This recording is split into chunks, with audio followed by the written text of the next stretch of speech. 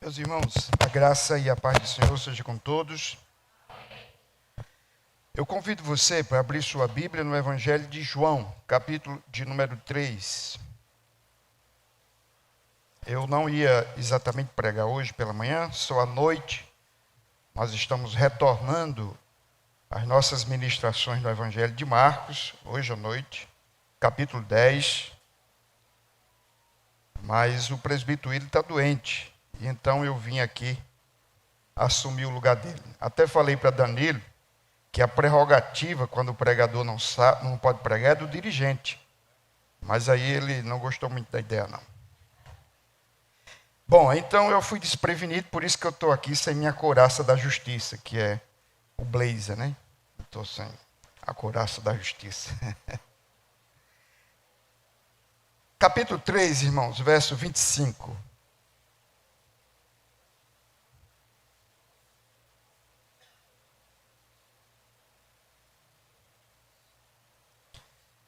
Assim diz a palavra do Senhor. Evangelho de João, capítulo 3, verso 25, a seguir. Então surgiu uma discussão entre os discípulos de João e um judeu a respeito da purificação. E foram até João e lhe disseram: Mestre, aquele que estava com o Senhor no outro lado do Jordão, do qual o Senhor deu testemunho, está batizando e todos vão até ele. João respondeu: Ninguém pode receber coisa alguma se não lhe for dada do céu. Vocês mesmos são testemunhas de que eu disse: Eu não sou o Cristo, mas fui enviado como seu precursor. O que tem a noiva é o noivo. O amigo do noivo, que está presente e o escuta, se alegra muito por causa da voz do noivo. Pois essa alegria já se cumpriu em mim. Convém que ele cresça e que eu diminua. Quem vem das alturas certamente está acima de todos. Quem vem da terra é terreno e fala da terra. Quem veio do céu está acima de todos. E dá testemunho daquilo que viu e ouviu, mas ninguém aceita o seu testemunho. Quem, porém, aceita o testemunho que ele dá, certifica que Deus é verdadeiro. Pois aquele que Deus enviou fala as palavras de Deus, porque Deus não dá o Espírito por medida. O Pai ama o Filho e entregou todas as coisas nas mãos dele. Por isso, quem crê no Filho tem a vida eterna. Quem se mantém rebelde contra o Filho não verá a vida, mas sobre ele permanece a ira de Deus. Nosso tema nessa manhã, irmãos, é que ele cresça, que é a declaração do verso 30. Vamos ler todos juntos esse verso 30. Convém que ele cresça e que eu diminua. Deus aplique a sua palavra em nosso coração. Você pode assentar-se, por favor.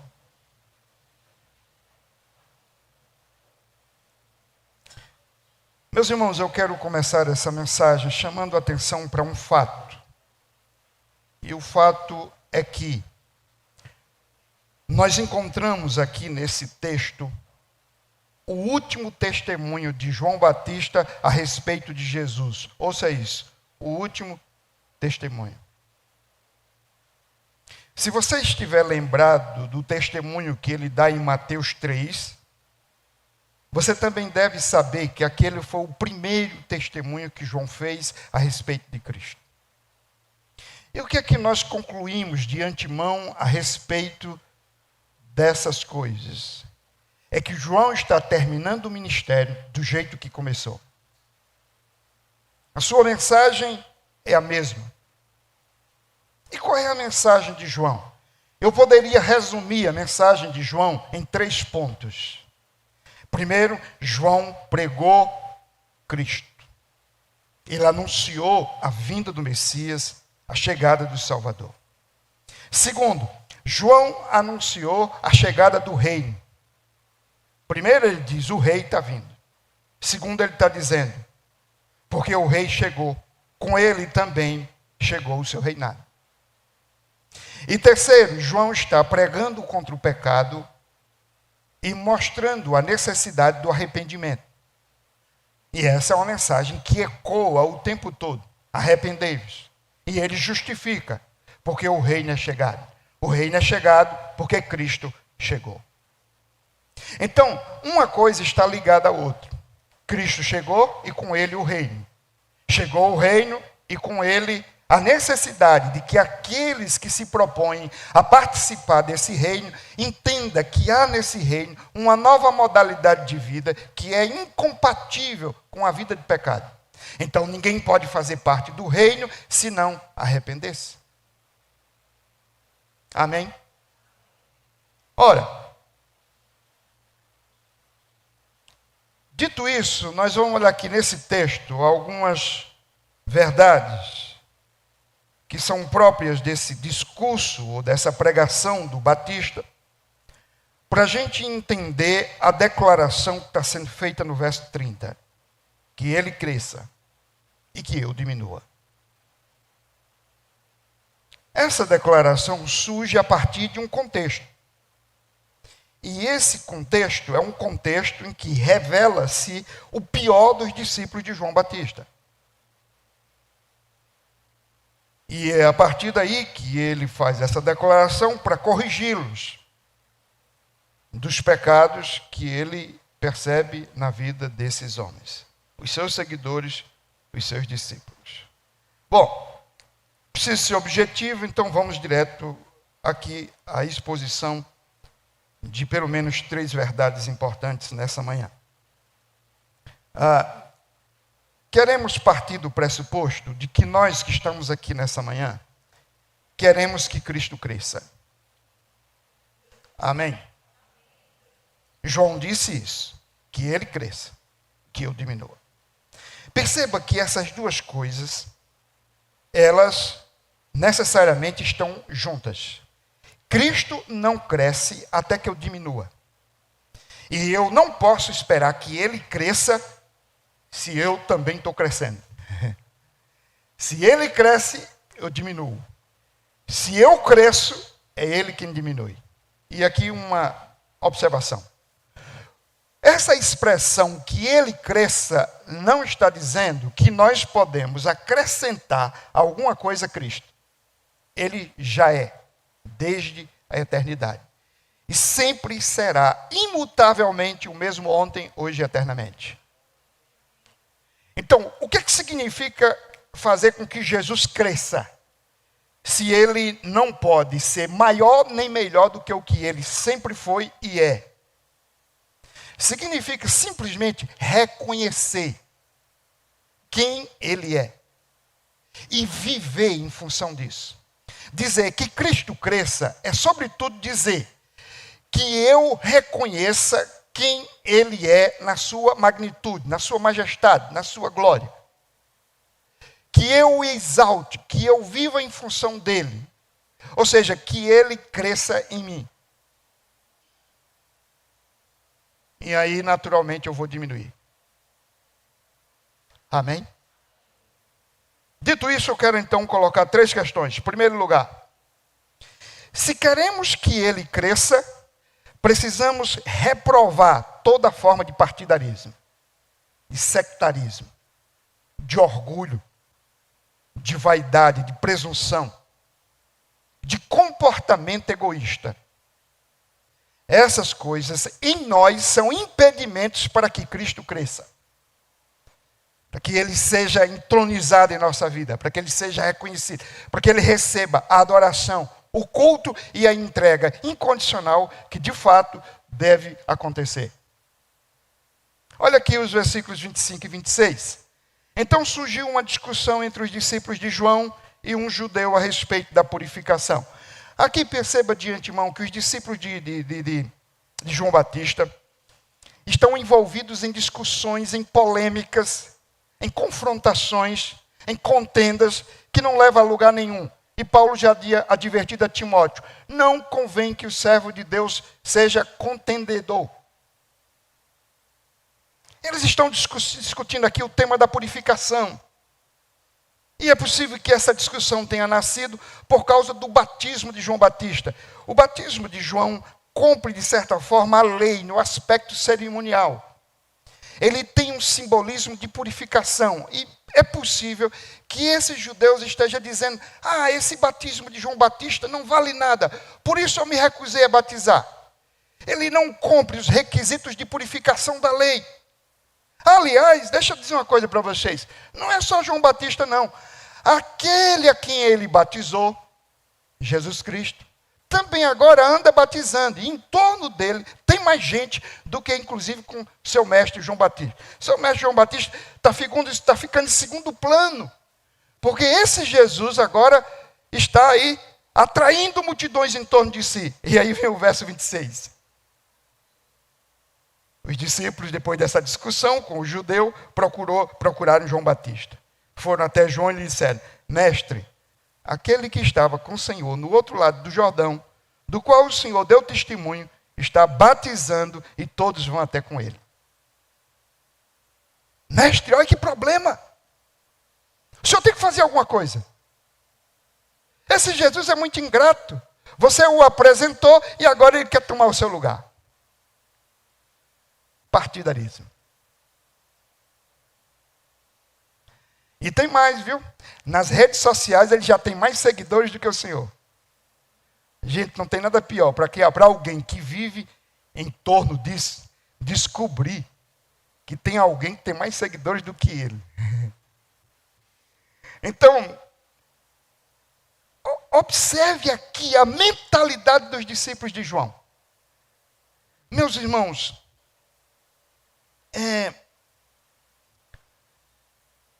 nós vivemos num mundo marcado pela ostentação, a vaidade, o orgulho, a presunção, a publicização do próprio ego, da própria imagem, em que a pior manifestação de idolatria está no campo da egolatria, culto ao próprio ego, à própria imagem. O homem, mais do que nunca, como Paulo denunciou, amante de si mesmo.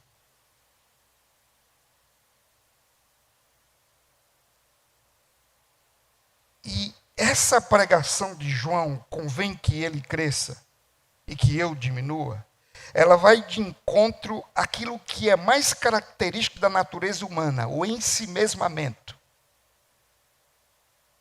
A centralidade de si. João Batista percebe isso nos seus discípulos. Eles não estão preocupados com a glória de Cristo, com a expansão do reino de Cristo, mas estão preocupados com alguma coisa que eles transformaram num fim em si mesmo. O ministério de João apontava para Cristo, mas o ministério dos seus discípulos não aponta para Cristo. Eles estão desconectados do propósito para o qual João foi chamado. Aqui ouça, poucas coisas são mais nocivas nesse mundo do que a inveja, o ciúme, o partidarismo entre os crentes. São mais motivo e causa de desonra ao cristianismo e ao nome do Senhor. São motivos para que os ímpios blasfemem e profanem o nome de Deus, do que qualquer outra coisa. Eu não sei se vocês estão lembrados de uma mensagem que eu preguei aqui, em que João, o discípulo de Cristo, junto com os discípulos, chegam para o Senhor e disse: mestre, encontramos alguém que expulsava demônio, mas que não fazia parte do nosso grupo. Ele não nos seguia, a gente mandou que ele parasse. Naquele momento eu chamei a atenção, porque no início do capítulo 9, os discípulos tinham se visto impossibilitados de expulsar um demônio. Jesus desce do Monte da Transfiguração e encontra os discípulos lá lutando e não conseguiram. Tempos depois, muito possivelmente imediatamente, eles encontram agora alguém que não faz parte do grupo expulsando o demônio com o sucesso que eles não obtiveram. E eles disseram: não, isso não pode. O que é que bate neles ali? A ciumeira, a inveja, a ideia de que o reino, se não acontece comigo, não pode acontecer com ninguém. Ou seja, tem gente, irmãos, que não está preocupado com a conversão dos pecadores.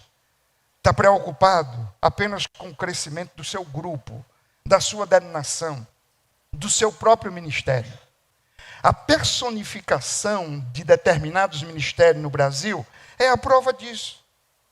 Um ministério para chamar de meu, com o meu nome, com a minha foto, com a minha personalidade. Isso é nocivo. O verdadeiro ministério, ele não pode transformar o meu nome, a minha igreja, a minha marca em algo digno de adoração. O verdadeiro ministério é aquele que encaminha as pessoas para Cristo e leva essas pessoas a servirem e amarem a Cristo. Entendam isso. Amém? Isso é o ministério. João Batista, então, percebe que os discípulos não entenderam nada aqui. E eles estão motivados pela inveja, pelo ciúme, pelo partidarismo, pelo sectarismo, por uma ideia humanista, pecaminosa e cultural. Porque tudo isso era muito próprio do farisaísmo da época, da religiosidade israelita predominante. Amém? Bom, devemos abolir essas coisas. E aí, João vai dizer por quê. E na segunda questão, se queremos que ele cresça, Cristo cresça, precisamos cultivar a humildade de coração em todos os atos da nossa vida. Se nós queremos que Cristo cresça, nós precisamos cultivar a humildade de coração em todos os atos da nossa vida. Ouça isso. Se o ciúme, a inveja, o orgulho, a vaidade caracteriza de maneira extraordinária a natureza adâmica, caída e pecaminosa, a humildade é o contraponto. É uma das expressões mais evidentes de que Cristo está em nós. Nós já não mais vivemos, mas é Cristo na nossa vida. Ali está a prova maior da virtude do alto na nossa vida. Meus irmãos, nós somos tão pecadores que nós nos envaidecemos das obras boas que praticamos, como se isso não fosse um dever. É um dever fazer o certo, sobretudo para quem já foi regenerado. Mas nós somos tão pecadores que ignoramos o fato de que toda boa obra, todo fruto bom que produzimos, é antes de tudo uma obra de Deus, do Espírito Santo, e que, portanto, não temos do que nos envaidecermos. Ou seja, quando nós fazemos tudo certo, nós somos servos inúteis, porque fizemos aquilo que era o nosso dever. Olha agora o que está escrito do verso 27 ao 30. De que maneira João espera corrigir o comportamento deficiente, pecaminoso dos seus seguidores? Exatamente apelando para o princípio da humildade. Esse princípio que nas bem-aventuranças foi eleito por Cristo, proclamado por Cristo como alguma coisa imprescindível à vida cristã. Vejamos então, verso 27, o que é que João diz. João respondeu aos seus discípulos que trouxeram essa fofoca. Ninguém pode receber coisa alguma se não lhe for dada do céu. Amém. Vocês estão preocupados com o quê? Com as obras de Cristo. Ele não faria o que está fazendo se não fosse obra do céu. Se não fosse o Espírito Santo. Eu não fiz o que fiz por virtude própria. Eu jamais teria feito ou continuaria fazendo o que estou fazendo se não fosse do céu. E aqui ouça, nem tudo que é bem sucedido é do céu. Mas sempre que alguém consegue agradar a Deus e fazer as obras de Deus, Entenda, toda boa dádiva vem do céu. A marca disso é Deus. E é isso que João está dizendo. Por que vocês estão preocupados? Deus está sendo glorificado? Isso é obra de Deus, foi Deus quem fez. Deixa Deus ser Deus, deixa Deus operar. Olha o verso 28. Vocês mesmos são testemunhas de que eu disse, eu não sou o Cristo, mas fui enviado como seu precursor. No verso 27 ele está dizendo, não somos nós que fazemos, é Deus quem opera. No verso 28 ele diz, qual é a surpresa de vocês? Se as pessoas estão me abandonando, estão indo para Cristo. Se eu anunciei que Ele é o Cristo, julga-se coerente que agora as pessoas caminhem para Ele. Eu não sou o Cristo, mas fui enviado como seu precursor. O que era o precursor? Deus havia passado 400 anos sem se comunicar com Israel. Nenhum profeta foi enviado. E agora Deus mandou, não um profeta, mas o profeta precursor, o último da antiga dispensação. E o que é que João veio fazer? Veio preparar o caminho. E isso é muito interessante, porque naquela época, quando o imperador ia visitar um determinado povo, ele mandava um mensageiro anunciando a sua chegada. E ele ia preparando o caminho, arando a terra, até porque os caminhos eram muito difíceis, e ia uma equipe preparando o caminho, consertando as veredas para o imperador passar. João está dizendo, eu só vim preparar o caminho para ele. Eu só vim anunciar a chegada dele. Então, se as pessoas estão indo por esse caminho que eu abri para esperar o Salvador, estou cumprindo minha missão. Eu sou só o precursor. Amém? Verso 29. O que tem a noiva é o noivo. O amigo do noivo que está presente e o escuta se alegra muito por causa da voz do noivo, pois essa alegria já se cumpriu em mim. Aqui ele usa uma metáfora que também tem um contexto cultural bem interessante. Naquela época era comum que o amigo da noiva conduzisse a noiva até o local do casamento e entregasse a noiva ao noivo. Na hora que ele conseguia cumprir essa missão de entregar a noiva ao noivo, ele saía de cena. Os holofotes se voltavam para o noivo, para a cerimônia. Dali então ele saía com sua noiva para a lua de mel. E o amigo? O amigo vai catar lata. Vai fazer outra coisa. Você já cumpriu sua missão. Seria esquisito que alguma coisa contrária acontecesse. E João está dizendo, olha, eu sou o amigo do noivo. O noivo é Cristo.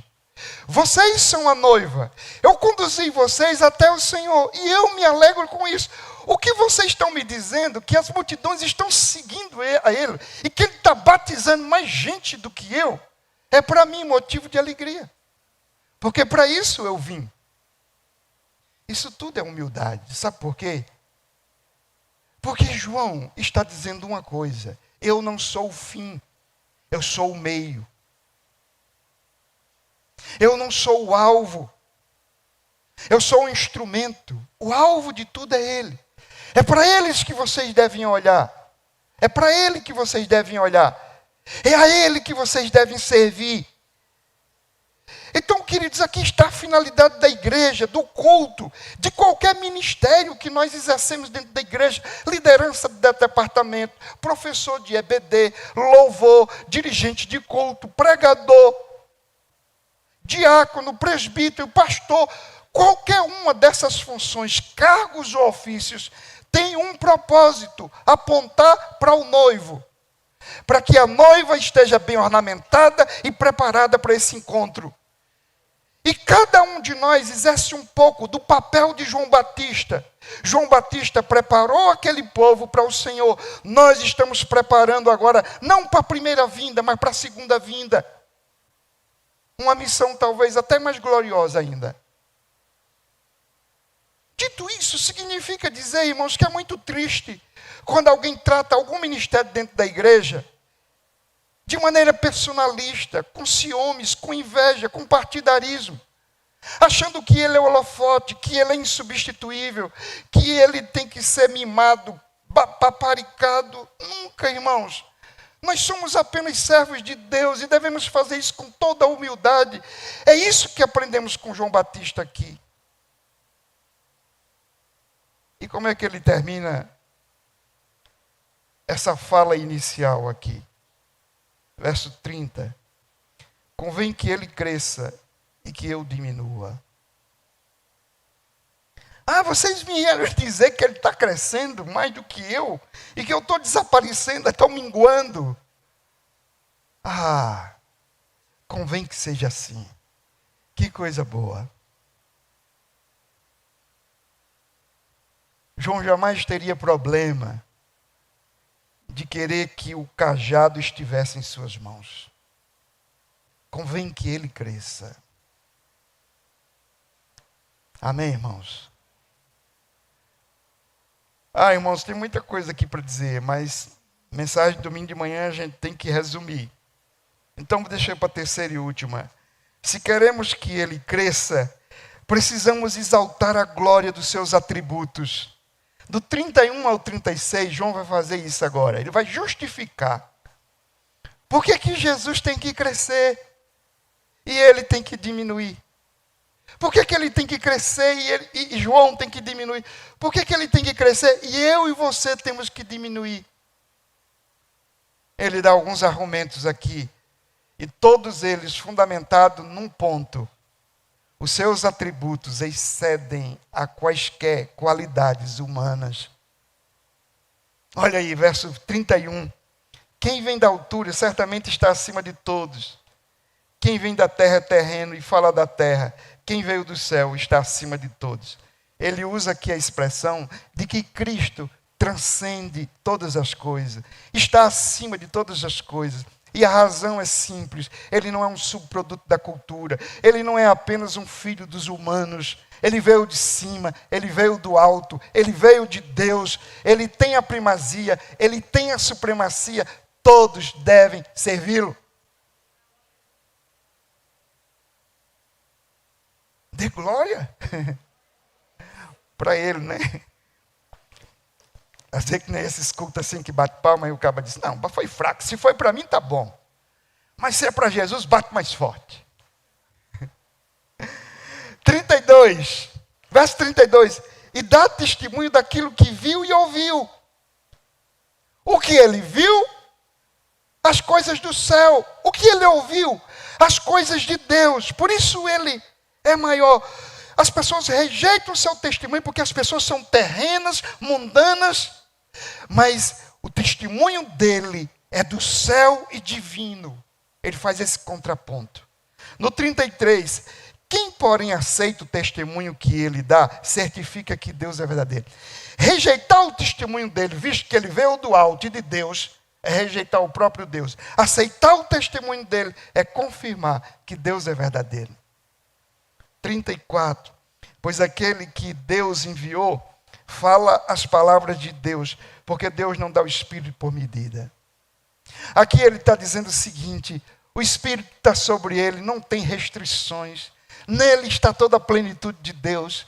Ele é plenamente, absolutamente cheio do Espírito. As palavras que ele fala, tem autoridade, tem inspiração, tem revelação. É tudo da parte de Deus. E por fim, o verso 35, aliás, ainda, o Pai ama o Filho e entregou todas as coisas nas mãos dele. Aqui é como se João estivesse reproduzindo o próprio testemunho do dia do batismo. Este é o meu Filho amado, em quem eu tenho prazer. Aí ele diz aqui, o Pai o ama. É como se ele dissesse, eu ouvi o Pai dizendo que o ama. E que ele é o único e supremo Senhor. E daí vem a declaração dele no verso 36. Por isso, quem crê no Filho tem a vida eterna. Quem se mantém rebelde contra o Filho não verá a vida, mas sobre ele permanece a ira de Deus. Meus irmãos, ouçam aqui uma coisa. Vocês se lembram do que eu preguei aqui domingo pela manhã? A mulher de Pilatos disse, não se envolva com esse homem. E Pilatos disse, eu vou ouvir minha mulher. Pegou uma bacia d'água, lavou as mãos e disse: não vou me envolver nessa questão. Estou neutro, estou isento, não sou culpado do sangue desse homem. E ao mesmo tempo ele entrega Jesus na mão dos inimigos para que ele seja açoitado e depois crucificado. E por que essa contradição? Eu afirmei isso aqui. É impossível você passar por essa vida e não se envolver com Jesus. E vou fazer uma declaração aqui bem popular. Você está envolvido com Jesus até o pescoço. Até o pescoço. Olha o que essa declaração, depois de descrever aqui inúmeros atributos, ele diz: por isso, quem crê no Filho tem a vida eterna. Quem se mantém rebelde contra o Filho não verá a vida, mas sobre ele permanece a ira de Deus.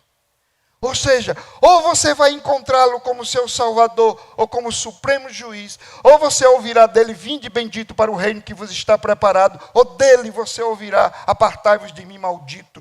Ou você será justificado e sua culpa será retirada pelo sangue derramado na cruz, ou você permanecerá debaixo da ira, debaixo do castigo eterno, e o inferno será o seu destino para todos sempre. Não tem outra mensagem. João está dizendo que você está envolvido com o Senhor de uma forma ou de outra, e disso você não escapa. Não pode, não há fuga, não há rota de fuga, não há caminho alternativo. Essas são as duas únicas possibilidades.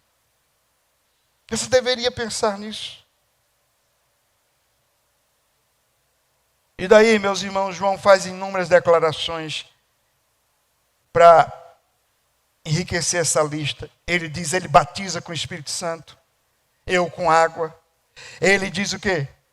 Eu não sou Elias, eu não sou o profeta, eu não sou o Cristo. Quem é que você é? Uma voz. Perceba que a identidade de João é definida a partir de quem Cristo é. Você só sabe quem você não é e quem você é quando antes de tudo, você sabe quem ele é. Isso significa dizer que nós precisamos definir a nossa identidade com base no que sabemos sobre Cristo. E não com base nessa cultura. Não com base em mim mesmo. E aí eu me lembro de Calvino, quando João Calvino disse que tudo que você sabe sobre si mesmo, se não for resultado do que você sabe sobre Deus, é falso. E eu me lembro de Isaías, que até que ele se encontrasse com Deus, ele não tinha noção da sua realidade. Aí ele vai ao templo, contempla a glória de Deus, e ele disse o quê? Ai de mim. Quem você é, Isaías? Um homem de lábios impuros. Mas por quê? Porque eu vi a face do Senhor. Porque eu sei quem Deus é, santo, majestoso, glorioso. Também sei quem eu sou, pecador.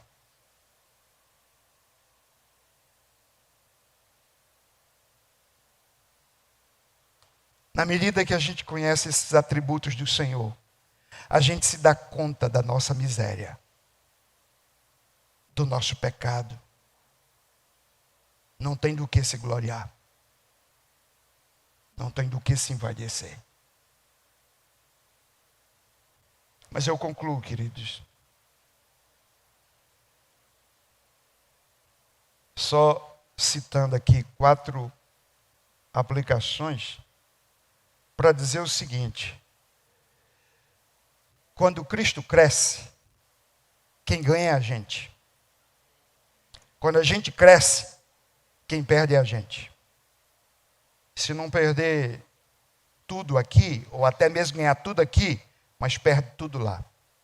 Então veja, primeiro, quando ele cresce, nós crescemos. Amém? Crescemos como, pastor? Crescemos espiritualmente, crescemos em santidade, crescemos em unidade, crescemos em termos de produção do fruto do Espírito, crescemos em amor, em graça, em sabedoria. Quando ele cresce, nós crescemos. Segundo, quando ele cresce, a igreja cresce. Cresce numericamente, cresce qualitativamente, cresce em missão, cresce em oração, cresce em amor, cresce em bondade, cresce em fidelidade, cresce em participação, cresce em envolvimento com as coisas de Deus, cresce. Terceiro, quando ele cresce, o evangelho cresce. Gosto de Atos, porque o tempo todo está dizendo que a igreja estava sendo perseguida, a igreja estava sendo alvo do martírio, mas diz, e a palavra de Deus crescia. Quando ele cresce, mesmo quando parece que a gente está fracassando diante do mundo, porque o mundo está nos engolindo, não moralmente ou espiritualmente, mas fisicamente, parece que está nos massacrando, ainda assim, a palavra cresce. Que isso surge como um testemunho. E finalmente, quando ele cresce, o nome de Deus cresce sobre toda a terra. Porque todas as vezes que os joelhos se prostram diante de Cristo e lábios confessam que Ele é o Senhor, tudo isso redunda ou converge em glória para o Deus Pai. Isso vai acontecer no último dia, mas desde já acontece. Toda vez que nós nos prostramos e confessamos que Ele é o Senhor, Ele cresce. Mas com Ele cresce o nome do Deus Pai. Que Deus nos abençoe. Fiquemos de pé.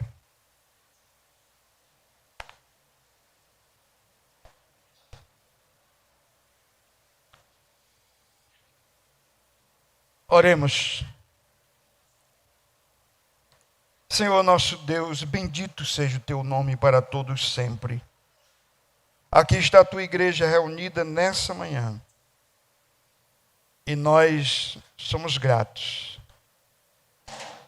por saber que o Senhor nunca nos deixa sem um alimento, sem a exortação, sem o confrontamento, sem nos humilhar. E tudo isso o Senhor faz para o nosso bem e a glória do teu nome. Obrigado, Senhor, porque as instruções de João Batista aqui, os seus discípulos, são para nós hoje. Livra-nos desses pecados e nos ajuda, Senhor, a viver humildemente, celebrando a tua glória, proclamando os seus atributos, exaltando o teu nome, crescendo espiritualmente, mesmo quando diminuímos aparentemente.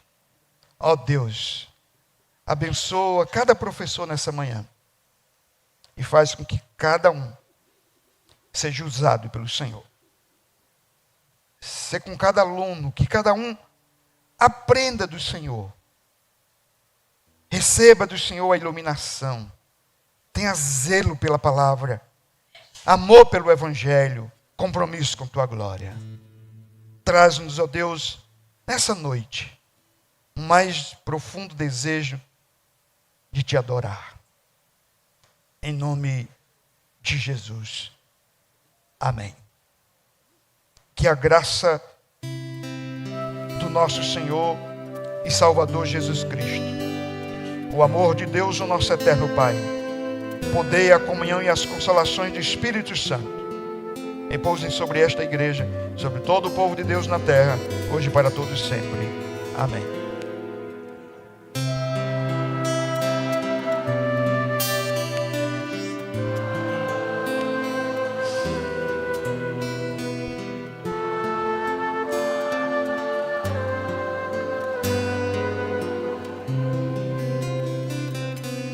Amém, irmãos?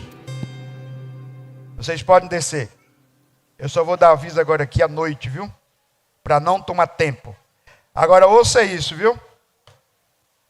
Marcos 10. Hoje à noite ninguém pode perder. Marcos 10.